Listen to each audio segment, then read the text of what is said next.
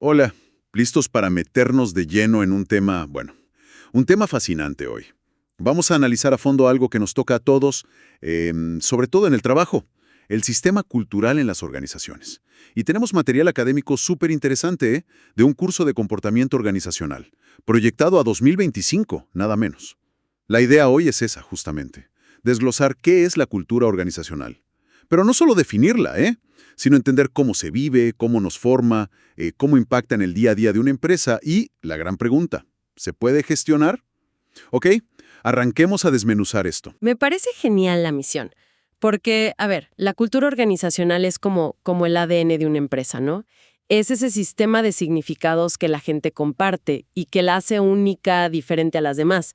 Ya lo decía Robbins hace bastante, por allá por el 99. La definió como un sistema de significado compartido entre sus miembros y que distingue a una organización de otras. Su sello, su identidad. Perfecto. Entonces, si es tan clave, ¿cómo empezamos a agarrarle la mano? Los apuntes dicen que es un factor que une, que identifica, que da sentido, una percepción común. Pero, ¿cómo se ve eso en la práctica, en lo concreto? Mira, una primera forma de verlo es como si fuera una lista de elementos, ¿viste? Todo lo que la compone. Los conocimientos que se manejan, las creencias de fondo, los valores que se dicen importantes, el lenguaje propio, esa jerga interna que solo entienden los de adentro. También los ritos, Desde la reunión de los lunes hasta, no sé, la fiesta de fin de año. Los símbolos que ves por todos lados, la tecnología que prefieren usar, hasta cómo están puestas las oficinas. Todo eso son como las piecitas del rompecabezas cultural. Me quedó picando una metáfora que usan los textos. La cultura como una especie de anteojos para mirar la realidad. O sea, no es solo una lista de cosas, sino cómo, la lente con la que vemos todo. Nos dice qué es importante, cómo actuar, qué esperar de los otros. Y lo loco es que muchas veces ni nos damos cuenta de que llevamos esos anteojos puestos. Exactamente, tal cual. Y esa idea nos lleva a entenderla de forma más profunda. La cultura como un sistema. Si seguimos el modelo de Sorokin que mencionan, el objetivo de este sistema es dar sentido y sobre todo cohesión al grupo. Sin esa base compartida, una organización sería, un montón de gente trabajando junta, pero no un equipo con identidad propia. ¿Y cómo se logra esa cohesión? Principalmente a través de la socialización. Ese aprendizaje cultural que nunca termina, ¿viste? Y para analizar este sistema podemos mirar sus distintas dimensiones, pero no como una lista separada, sino como caras de la misma moneda, interconectadas. Pensar una dimensión interior. Ahí están los principios filosóficos, la ética de base. Por ejemplo, si una empresa valora la innovación por sobre todo, como Xerox en su día, eso se nota en todo. Después tenés lo expresivo, el lenguaje técnico, sí, pero también el tono. ¿Es todo formal o más bien informal? ¿Se dicen las cosas directo o con rodeos? Imagínate la comunicación urgente y casi en código de una remisería. Nada que ver con la de un estudio de abogados, ¿no? Claro, totalmente distinto. También está lo simbólico. Logos, colores, frases pegadizas. Hasta la ropa. El clásico "si es Bayer, es bueno" o el uniforme lila inconfundible del correo Oka. Son ejemplos fuertes de cómo un símbolo carga un montón de significado. Y lo productivo, lo que se toca, la arquitectura de los edificios, el diseño de los muebles, la tecnología que eligen. El modelo súper estandarizado de los locales de McDonald's es un ejemplo clarísimo de cómo lo productivo refleja esa cultura de eficiencia, de uniformidad. Entiendo. Y no nos olvidemos de la dimensión histórica.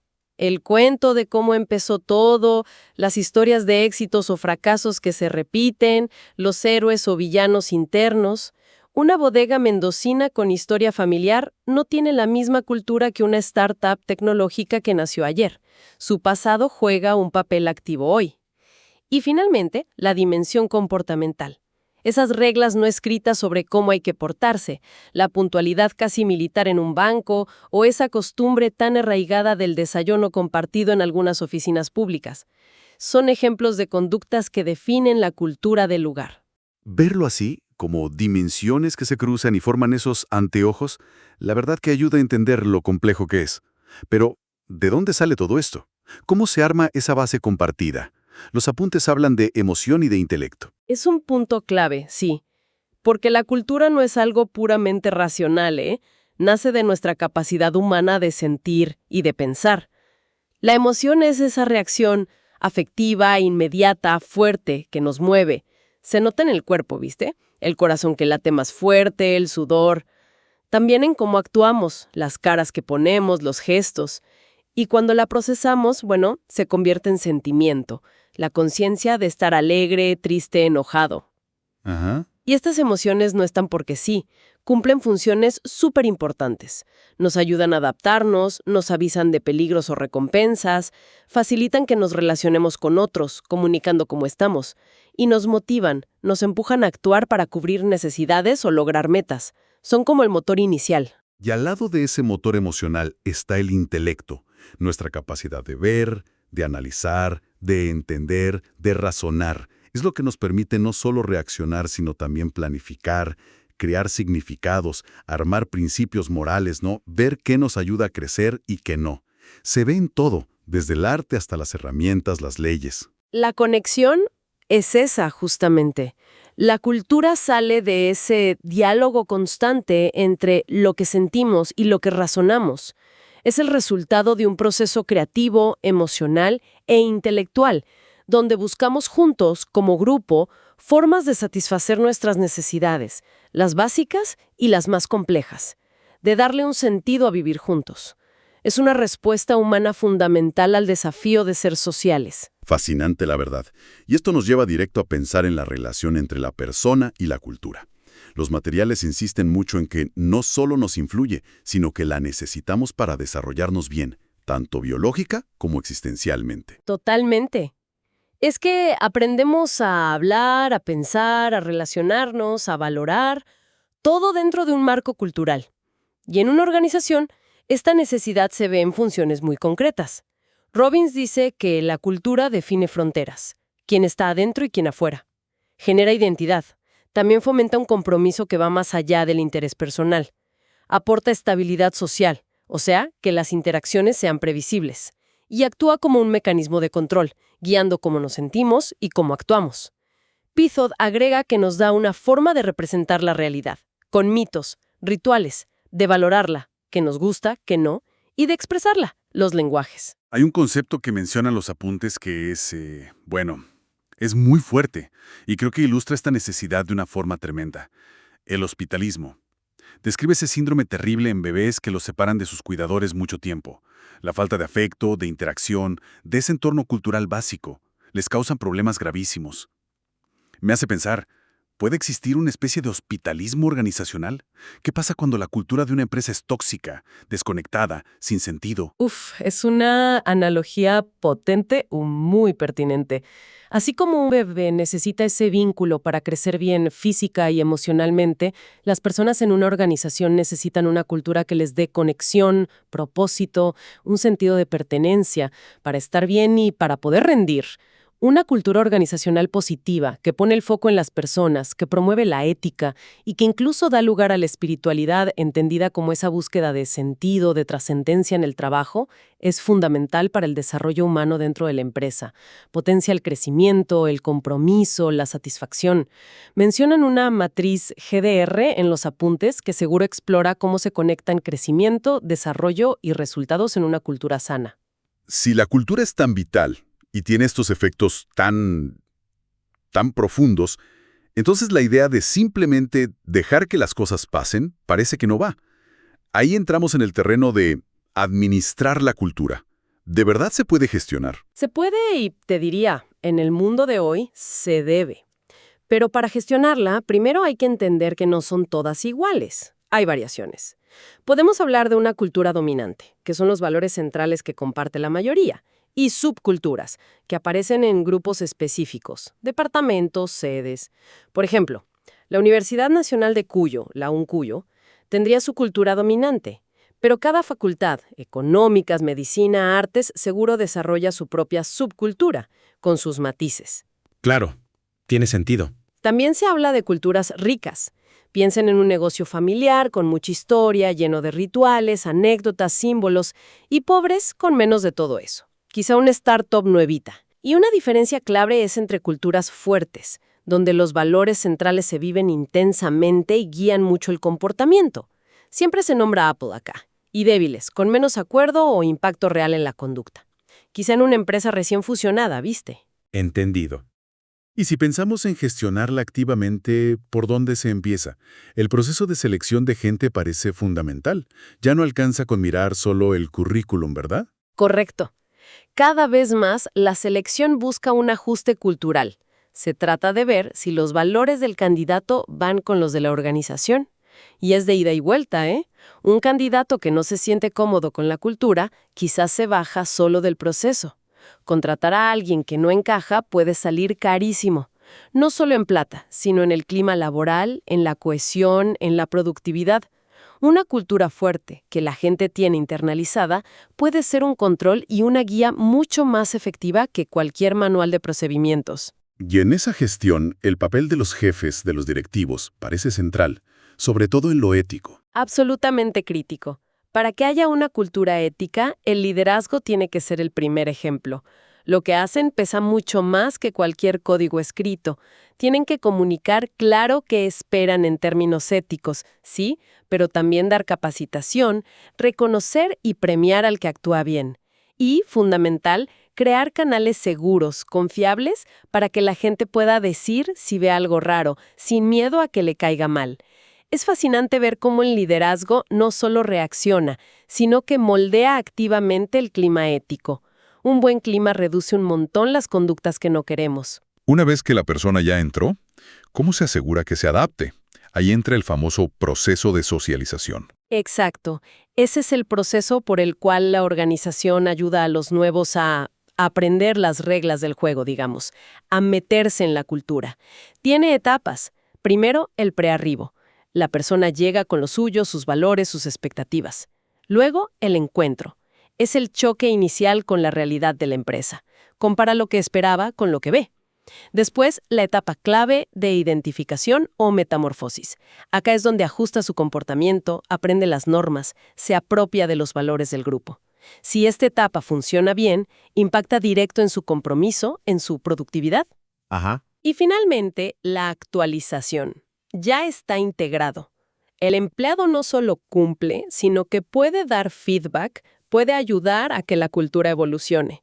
También sirve pensar en capas de socialización. La primaria, la de la infancia, en la familia, en la comunidad. Nos forma la identidad base.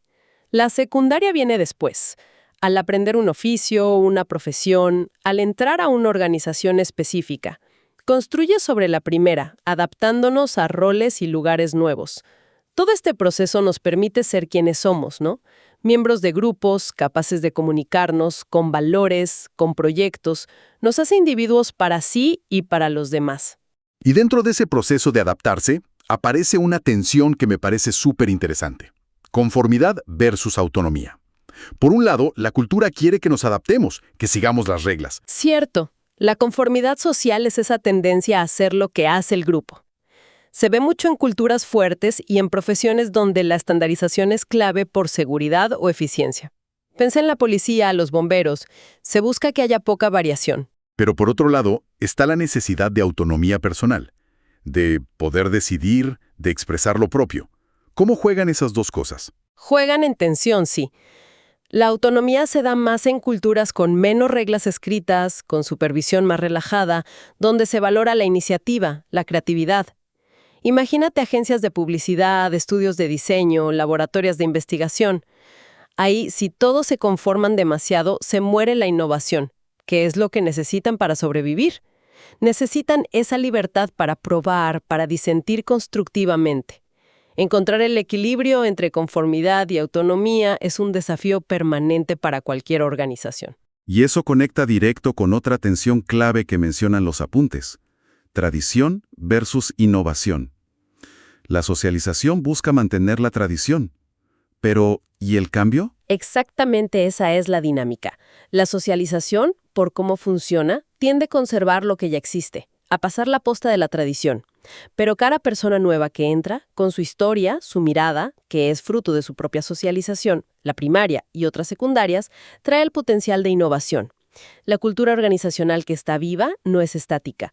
Está como en un valle constante entre mantener las prácticas y valores que le dan estabilidad, eso es la tradición, e incorporar ideas nuevas, procesos, enfoques para adaptarse y evolucionar. Eso es la innovación. ¿Algún ejemplo concreto? Sí, mira, un ejemplo de tradición podría ser un estudio contable que insiste en revisar ciertos papeles a mano porque creen de verdad que eso asegura un nivel de detalle que la compu no da.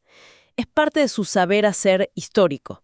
La innovación podría ser una consultora que, porque lo propusieron empleados más jóvenes, adopta modelos de trabajo híbridos, flexibles, rompiendo con la tradición de ir todos los días a la oficina. La innovación no es solo tecnología, es de procesos, de modelos de negocio, de cómo nos relacionamos. Y es vital. Una organización que se aferra demasiado a la tradición y no deja lugar a la innovación, corre el riesgo posta de quedarse afuera del juego. Hablando de seguir en el juego y de sobrevivir a largo plazo, hoy es imposible no conectar la cultura con la sostenibilidad. Absolutamente. Está totalmente integrado. La sostenibilidad corporativa ya no es algo lindo de tener, es central. Significa ir más allá de la ganancia económica e integrar de forma consciente los factores ambientales y sociales en la estrategia, en el día a día. Está muy ligado a gestionar riesgos y oportunidades ESG, ambientales, sociales y de gobernanza, y se apoya en estándares internacionales como las normas ISO. Seguro escucharon hablar de la 14001 de medio ambiente, la 45001 de seguridad y salud, la 9001 de calidad, entre otras. Claro. Y la cultura es el terreno donde la sostenibilidad realmente prende o se muere. Hay señales claras de una cultura que no es sostenible. Mucha rotación de gente, bajo compromiso, comunicación mala o tóxica, competencia interna que destruye, chismes todo el tiempo, un clima de miedo, desconfianza en los jefes, políticas que se aplican a veces sí y a veces no, o que nadie reconozca a los que se ponen las pilas con iniciativas sostenibles. Por eso, medir la cultura se vuelve crucial para avanzar en sostenibilidad. Se puede hacer con encuestas de clima, grupos focales, entrevistas cuando la gente se va, observando, analizando las comunicaciones internas, siguiendo indicadores clave, los KPIs, de bienestar y rotación, e incluso con auditorías culturales específicas. Muy bien, queda clarísimo por qué es importante. Pero llevándolo a la práctica, ¿cómo puede una organización empezar a meter la sostenibilidad en su cultura de forma concreta, que no sea solo un cartelito en la pared? Hay pasos prácticos, accesibles. Primero, alinear la estrategia del negocio con los Objetivos de Desarrollo Sostenible, los ODS, de la ONU, que tengan más que ver con lo que hacen. Poner metas claras y medibles de sostenibilidad. Asegurar que el compromiso venga de arriba, que se vea en las decisiones y acciones de los líderes. Integrar la sostenibilidad en los valores centrales de la empresa, que se note en la misión y la visión. Educar y dar poder a los empleados, darles herramientas y espacio para que participen. Fomentar prácticas sostenibles en el día a día, desde reciclar y usar menos energía hasta comprar de forma responsable. Reconocer y festejar las contribuciones de personas y equipos a la sostenibilidad. Colaborar con otros, proveedores, clientes, la comunidad en iniciativas conjuntas. Y fundamental, monitorear cómo van y comunicarlo con transparencia. Perfecto. Eso da un buen mapa de acción. Ahora, para poder gestionar, medir, intervenir, necesitamos herramientas para analizar. ¿Cómo leemos la cultura de una organización de forma sistemática? Los materiales proponen un marco bastante útil, basado en 7 características fundamentales. Se trata de evaluar hasta qué punto la organización valora y fomenta 1. La innovación y tomar riesgos. 2. La atención minuciosa a los detalles, la precisión. 3. La orientación a los resultados, el foco en lograr metas versus el foco en cómo se hacen las cosas. 4. La orientación a la gente, cuánto piensan en las personas al tomar decisiones. 5. La orientación a los equipos, si se prioriza el trabajo juntos sobre el individual. 6. El dinamismo o energía, la competencia, ser proactivo versus quedarse quieto. Y 7. La estabilidad, el énfasis en mantener las cosas como están, la seguridad, versus el crecimiento y el cambio constante. Entiendo. Son como ejes para mirar Exacto. Y es importante entender que no son sí o no. Existen en un continuo, ¿viste? De menor a mayor grado. Evaluar dónde se para una organización en cada una de estas 7 dimensiones te da una radiografía bastante completa de su cultura. Además de esto, el análisis tiene que mirar si la cultura es principalmente descriptiva, o sea, refleja cómo son las cosas, no necesariamente si gustan o no, si hay una cultura dominante y subculturas interactuando, qué tan fuerte es, cuánto se comparte y cuánto influye, y cómo se aprende y mantiene esa cultura. A través de las historias que se cuentan, los rituales que se hacen, los símbolos materiales, desde el logo hasta el tipo de oficinas o la ropa permitida, y el lenguaje particular que se usa. Y un último puntito que se menciona y me parece clave en un mundo tan conectado, la influencia de la cultura nacional.